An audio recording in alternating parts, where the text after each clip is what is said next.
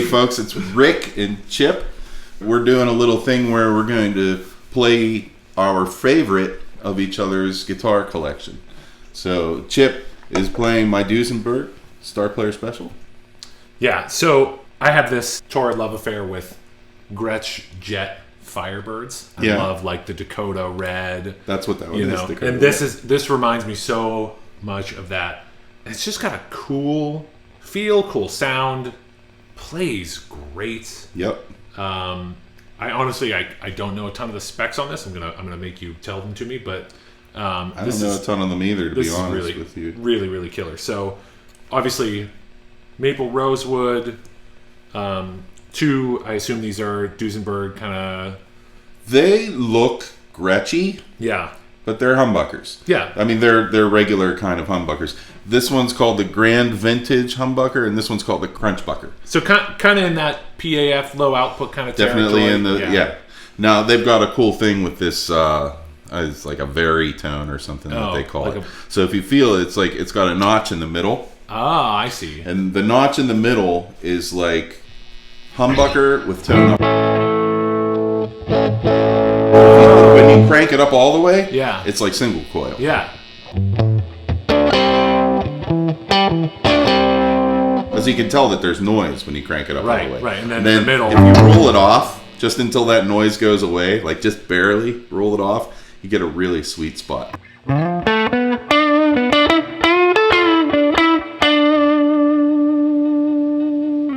Yeah, it sounds great. So what do you think the scale length is on that? Whoa. It feels long. Yeah. So is it Fender scale? It's 25 and a half. 25 and a half, yeah. Yeah, it feels long. It's the tension is it's not something I'm used to, but I kind of like it. It's good for the I think those are 10 to 52s. The strings 10 to 52. Okay, so beefy on the bottom. Yeah. Which is cool. There's knockers on the door. Elliot Homer walking in the camera. Elliot Homer send him out the door. Elliot Homer send him out the door. 25 and a half inch scale. 25 and a half inch. And 10 to 52s. And that's what comes on it too. That's what it's set up for. Yeah, apparently they have Duesenberg strings, but I've never seen them. Yeah. So it's just got mojo, like it's got vibe. And it plays great. Flat board too. Mm-hmm. Pretty flat. Yeah, I think it's a 14. I was going to say it feels even a little flatter than the Eastmans that we were playing that had the 12-inch. Mm-hmm.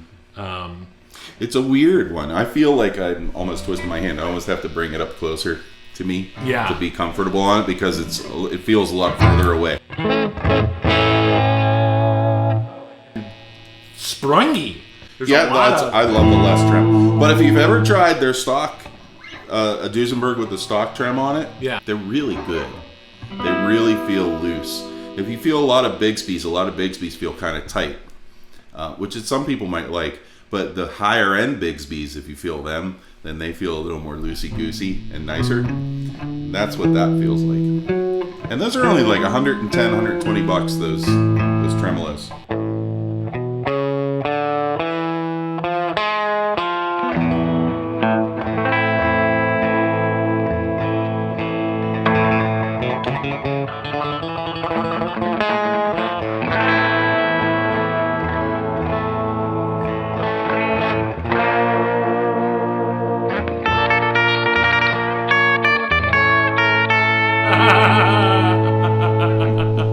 That's awesome. That's awesome. The old harmonic minor. So, couple of cool things on this.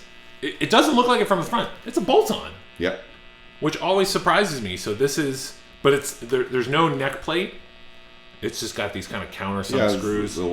Looks super premium. Washers. Yeah. It's also different about it is how the body actually comes around. You don't see the body's on the bottom end of the cutaway. Yeah, which you don't see that. You don't see that on a Fender. There's just like this tiny. You can see it here. There's a tiny piece of the guitar of the body that envelops the neck pocket, which is real. I'm sure it makes the neck fit really great. And looking at it, the neck pocket goes all the way down to the end of. There's no extension. Like that's all neck. That's all to there. So a ton of body contact, which I guess that's why I never really realized it was a bolt-on, because it doesn't feel like a bolt-on. No, like it doesn't. And then of course you get the cool, I think like the D'Angelicos and some of those other brands, you get these cool little custom branded. And what color is the back? Art Deco. Black back. Is it black? Take a close look. Oh, it's transparent. It is transparent. You can see wood grain through that. So it's real pretty. Yeah. Now here's a story about that guitar. When I bought it. It was a 2014, so it had sat in their store for a while. Yeah. I guess Pittsburghers aren't too hip to the Duesenbergs. I don't know, but it had sat there for a while. I think I bought it in 2017 or 18. If you look on the back of the neck, it's got like a beauty mark. You see there? It's kind of like a knot or whatever. But the guy who used to do the videos for End Stuff Music, he did the video with that guitar. Oh, nice. And that video is on the Duesenberg site. So if you go to the Duesenberg site and you go to Starplayer Special and you scroll all the way down and look at the videos, it's this guitar. That's awesome. That's pretty cool. Let's get some tones in the standard humbucker mode. So we'll start with great.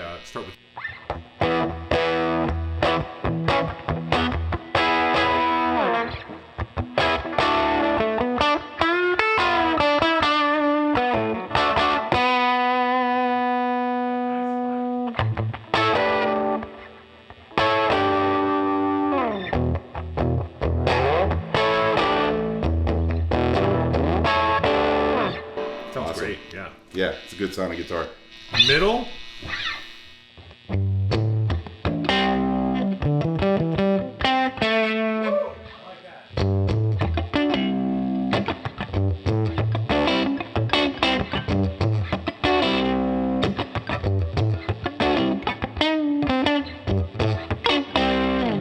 It's got that kind of phasey thing going on. Yep. Yeah.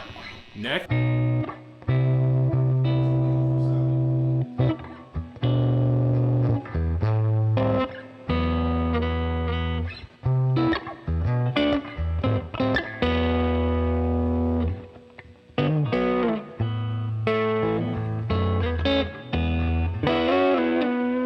Got a nice kind of mellow thing going on. It's almost like a Fendery Gibson. Yeah. It's like the Fender or the what do they say, the Tele on steroids? That's the sound. Yeah, very much so. That's Rick tone when I hear that. I love the neck pickup. I don't know why. I habitually play on the neck pickup. Yeah, it sounds killer. It does. And there's a couple other things. So all of the little pieces parts are metal, except for the pick guard. Yeah. But like that, the truss rod cover is metal. The tuners are neat because they're not locking, but they're kind of like vintage Fenders, how you stick the thing down. Yeah. But it doesn't stop. That's the thing you have to watch. It'll poke out the back, and you're supposed to be able to trim it off the back, but I found I don't have trimmers that'll do it that well. Ah.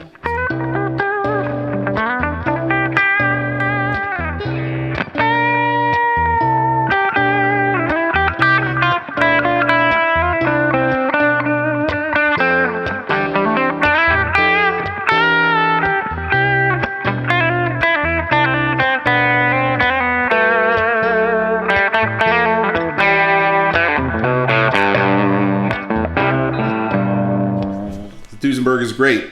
So what am I playing? Killer. So you are playing a 2014 Gibson Melody Maker. The Melody Maker is constructed just like a standard, so lightly carved top, maple cap, so real 3/4 maple cap, mahogany back, sides, neck, nitro finish, but not a fancy nitro finish. It's just like a single color spray. It's like a satin. Yeah, kind of satin finish. I visited our old friends at GFS and put some mini humbuckers in it, some new knobs, and a proper kind of cover on the switch. I kind of did like a Les Paul standard conversion on it. You didn't like the P90s that were in here at first. They were stock Gibson P90s. They were okay. I mean, they were fine. Yeah. It sounded very much like a Junior. It definitely had that kind of Green Day tone kind of vibe. So if that's what I was into, as far as playing, it would have been fine. But I like the mini humbuckers. I think they have a really interesting, unique kind of sound. It was a good choice. You know why I like Les Paul Deluxes from the 70s. Yeah. Although I probably wouldn't like the fingerboards. They're probably small frets. But I love the way they look, and I love how they sound.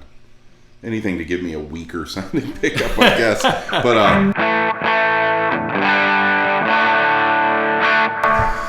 so there's your bridge pickup. I like the wraparound bridge. Wraparound bridge is cool. Yeah. I think that's they call it the lightning bolt bridge, because it has that kind of zigzagging pattern on there. Yeah. But it's just a standard Gibson, probably aluminum bridge. Probably, yeah. I love it. So, and if you look at it, the cap comes down pretty far. It's not like a small cap. Yeah, it's a proper maple cap. This is kind of like, what was the Les Paul Light? Yeah, it's kind of like this. Yeah. It's like a Les Paul with a thinner body.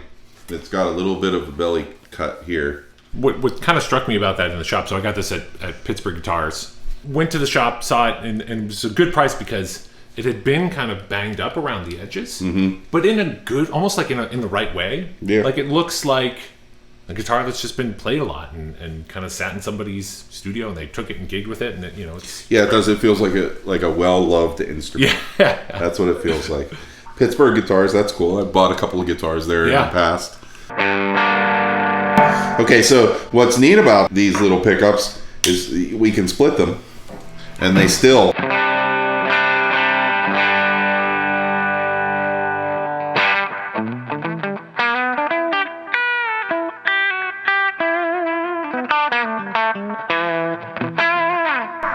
That's beautiful. Yeah, sounds cool. And we're playing through the Jetter Gold pedal, the left side, right now. And I do have a compressor and a booster on it. But they're very good sounding split coil pickups. A lot of people will say that they don't like the sound of a split humbucker. Yeah. And I wonder if that's, and I'm not making any judgments here, but I wonder if that's because people are trying to get a Strat tone out of it. And they think that that's what they should be getting. Yeah. And they're like, that's not what it sounds like. But really what it sounds like is something absolutely different. Yeah. And I really love it, especially a neck pickup split. It gives it like almost a hollow sounding single coil. Yeah. Reminds me sometimes of almost like like the Jazzmaster pickups. Yes. Those types of those types. So that sounds very nice to me. And then the neck pickup by itself, the humbucker.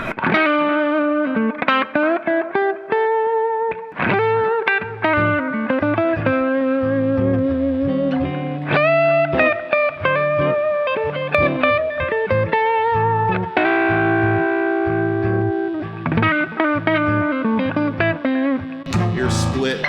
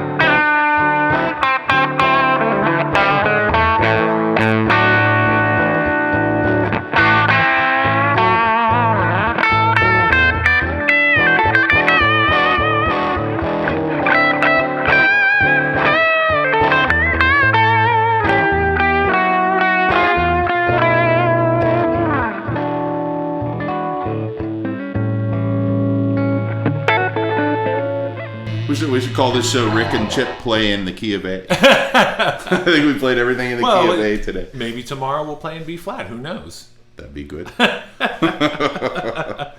So this is my favorite of your guitars. I don't know why. Actually, what a tone it just got there. That sounded great. It sounds killer. Well, and big frets, 12-inch radius. Yeah. Kind of a medium. It's not a tiny neck, but it's not a monstrous neck. It feels really comfortable, actually. Every time I pick up that guitar, it feels there's kind of a rawness to the neck. You know what I mean? That it feels like, almost reminds me sometimes of like a really old Epiphone, kind of like a 50s, not a high-end 50s, like with the binding, like a Harmony. Yeah, almost. Exactly. Yeah. I think a lot of people are like me, and they like old feeling things. They like things that you don't expect to be great. Yeah. Because maybe it's not like the Duesenberg is shiny and beautiful, and you expect, like, look at it, you're like, that's a beautiful guitar. Yeah. But there's certain ones that you pick up and you're just like, oh, this is just an old wonderful thing. That's what this is.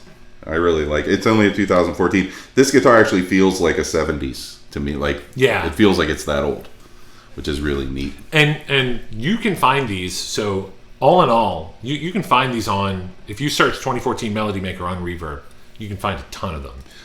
And they made a bunch of them, and they're great bones for modding. I think a lot of people are starting to turn on to that. Yeah. And then you can get all the GFS all in. It's probably $100 worth of GFS parts. Yeah. On there. They're great. Yeah. I think somebody chipped your knob here. I think that was probably me. That was me. Oh, was it you? Oh. No, it was me. I love simple guitars. That's why I like Telecasters and Stratocasters. And anyway, they're just wonderful. You want to do an ending jam? Yeah, we do.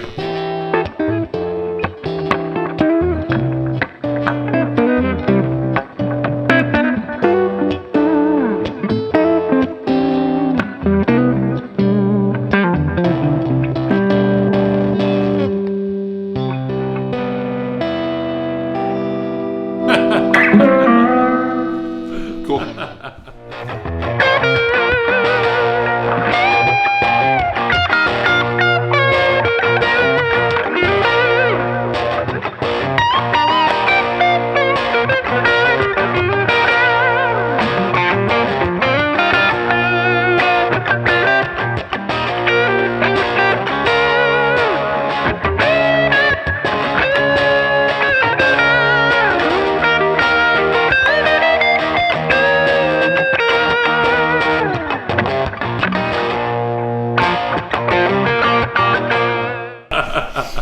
All right, everybody. Peace. If you enjoyed us playing and talking together, please hit the like button. Please hit the subscribe. And hit the bell, too, so that you remember to get... I keep looking up there, and it should be looking here. I know, right? So remember to get all of the reminders about the email, about the videos. Remember that we've got some shirts available. I was happy to have Chip today and be here in his studio. Yeah. And thanks so much. It has been a blast. Yeah. We'll be doing this again. All right? Peace. Peace, everybody.